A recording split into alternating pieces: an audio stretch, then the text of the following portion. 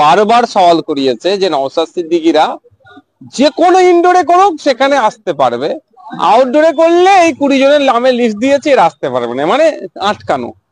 এটা নওশাদ সিদ্দিকীকে আটকানো হচ্ছে না, এটা হচ্ছে দলিত আদিবাসী মুসলমানদের নিয়ে সংগঠিত করার যে চেষ্টা করছি, তাদের জন্য যে প্ল্যাটফর্ম তৈরি করার চেষ্টা করছি, তাদের অভাব অভিযোগ তাদের অধিকারের কথা বলার জন্য যেটা তৈরি হচ্ছে সেখানে আটকাতে হবে, এটা হচ্ছে মেন বিষয়।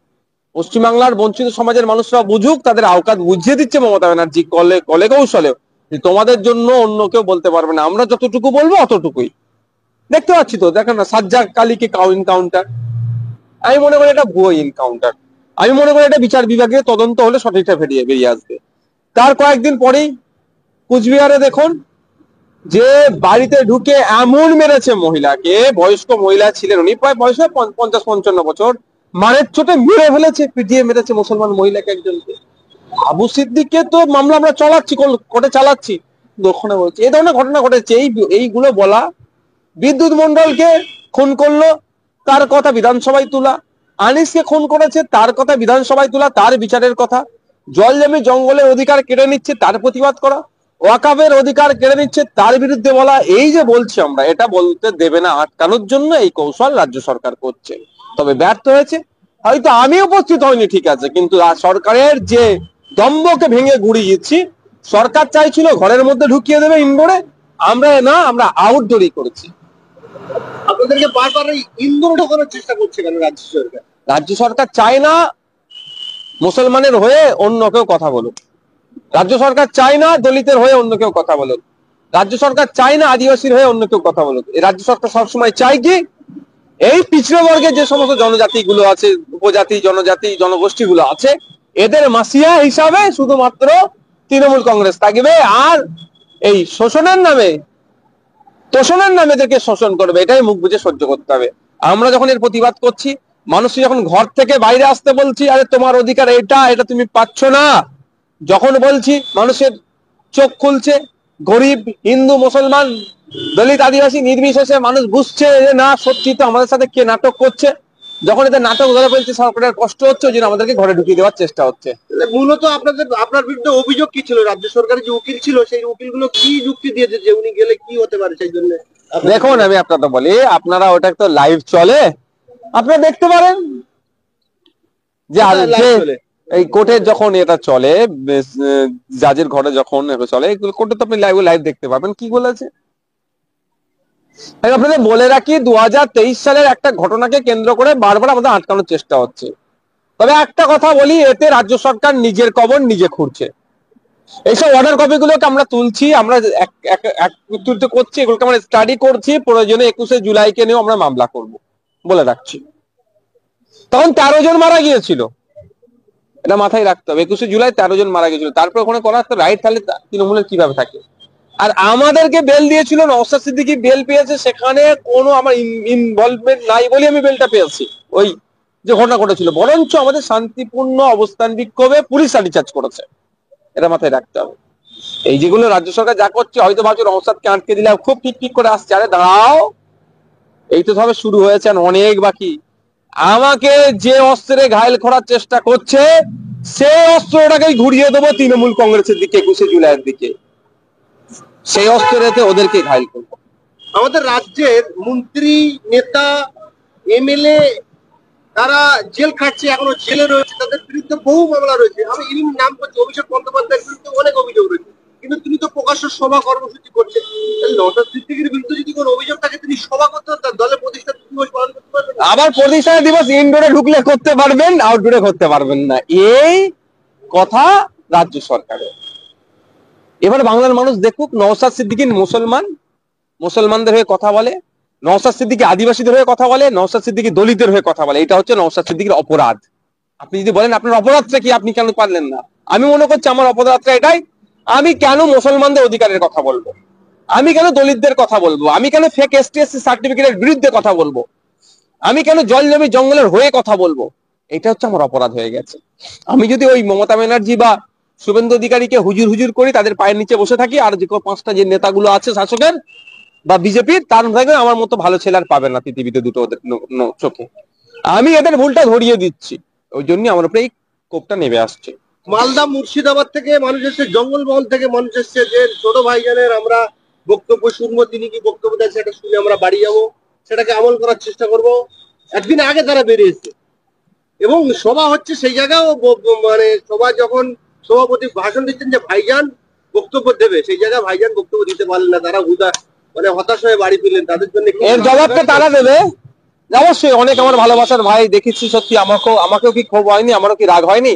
তবে রাগ আর ক্ষোভটাকে সঠিক দিশাতে নিয়ে যেতে হবে, গলত ইস্তেমাল করলে চলবে না, সঠিক ইস্তেমাল করতে হবে এই রাগ আর ক্ষোভটাকে। আর যারা দূর দূরান্ত থেকে এসেছিলেন তাদের বলবো, সত্যি ক্ষোভ হয়েছে, অনেকে কান্নাকাটি করেছে, অনেকে কষ্ট পেয়েছে, ব্যথা পেয়েছে, আমিও সম ব্যথা পেয়েছি তাদের সাথে। কারণ আমাদের ভালোবাসার মানুষের সাথে আমার দেখা হলো না, আমারও কি ব্যথা পাইনি? হয়তো আমার চোখ দিয়ে পানি বার হচ্ছে না, কিন্তু আমি ব্যথা পেয়েছি। কিন্তু এই ব্যথাটাকে সঠিক জায়গায় কাজে লাগাতে হবে, সঠিক জায়গায় কাজে লাগালে আগামী দিনে তাহলে ফলটা পাওয়া যাবে। তবে একটা কথা বলে রাখি, একটা মাত্র বিধায়ক সংযুক্ত মোর্চা তথা আইএসএফের এক বিধায়ককে আটকানোর জন্য পুরো একটা সরকার উঠে পড়ে লেগেছে। যাদের 70টা এমএলএ আছে তাদের আটকানোর জন্য লাগেনি। ভাবতে হবে মানুষকে। তাহলে যদি 10টা এমএলএ দিতে পারে, পশ্চিমবাংলার সরকারের ঘুম হারাম হয়ে যাবে, আর অন্যায় কাজগুলোকে না বন্ধ করতে সরকার বাধ্য হবে। তাই আমি ভাবতে বলবো বাংলার জনগণকে, দলিত, আদিবাসী, মুসলিম সহ পিছড়ে বর্গের মানুষকে, যে 2026-এ 10টা পাঠান, আপনারা 10টা পাঠানই এই সরকারের অন্যায় করার পথ ভুলে যাবে, ন্যায় দেবে, ইনসাফ দেবে, সে যেই সরকারে আসবে না কেন। আপনি ফোনে বক্তব্য দিচ্ছিলেন, যে বলছিলেন 26-এ বড় ভাইজানকে দেখা যাবে। 26-এ বড় ভাইজান তো এখানে চলে আসতে চেয়েছিলেন, আমি অনুরোধ করলাম তাকে, অনুরোধ করে আমি বললাম যে এই 21টায় এই আপনার 25-এ বাংলা জনগণ দেখুক এই সরকারের দ্বিচারিতা, যে শুভেন্দু অধিকারী, যে সুকান্ত মজুমদার যখনই মুখ খুলছে তখনই বিষ উগলাচ্ছে।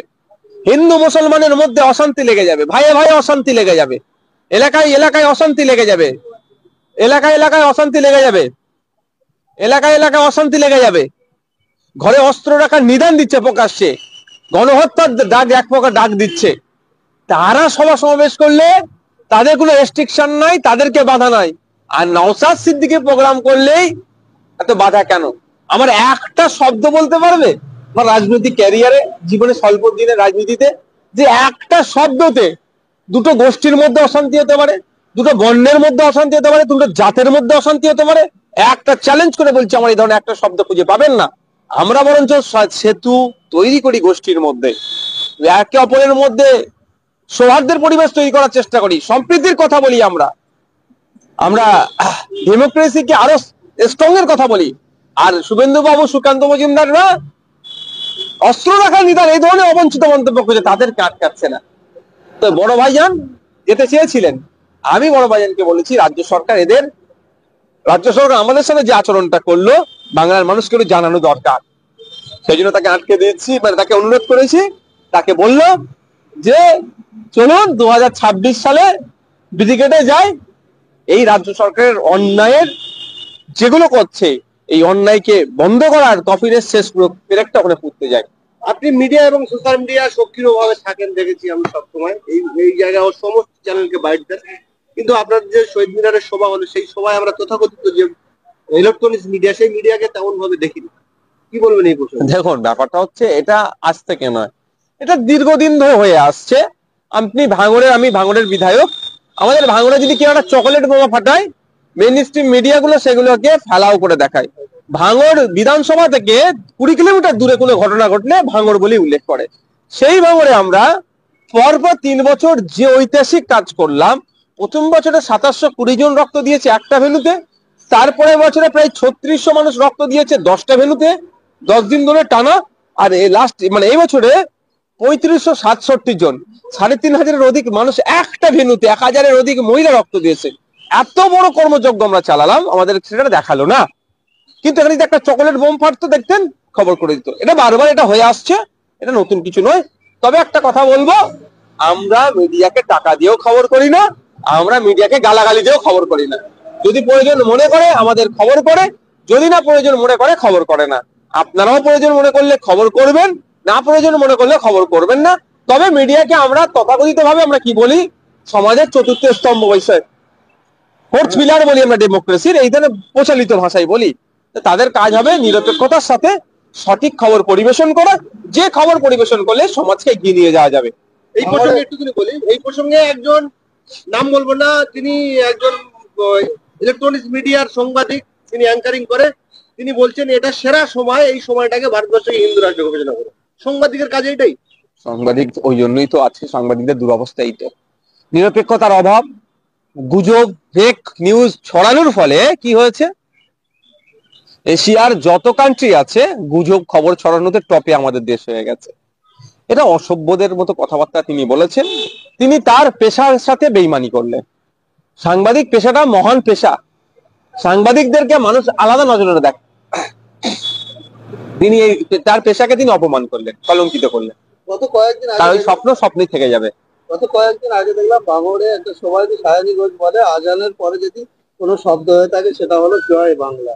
তুমি জোরে জয় বাংলা বললেন, কি বলবেন? আমি এটা শুনিনি।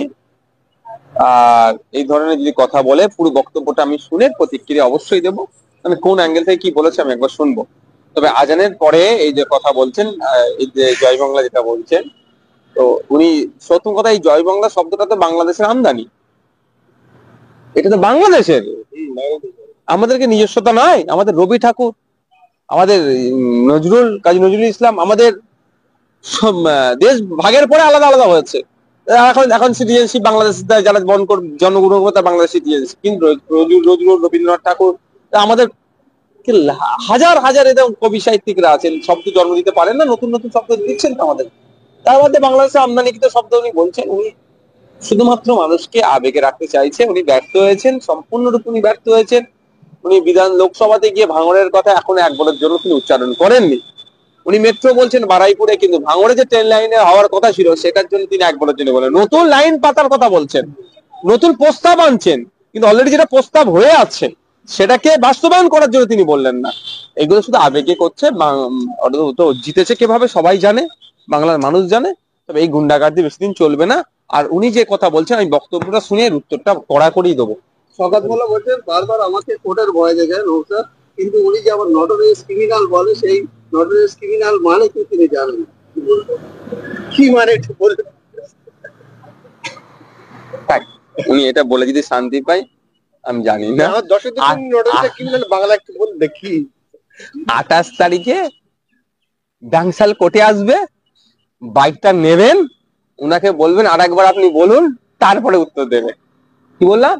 28 তারিখে, এই মাসের এই 28শে জানুয়ারি ব্যাংসাল কোর্টে জামিন নিতে আসবে বাবু।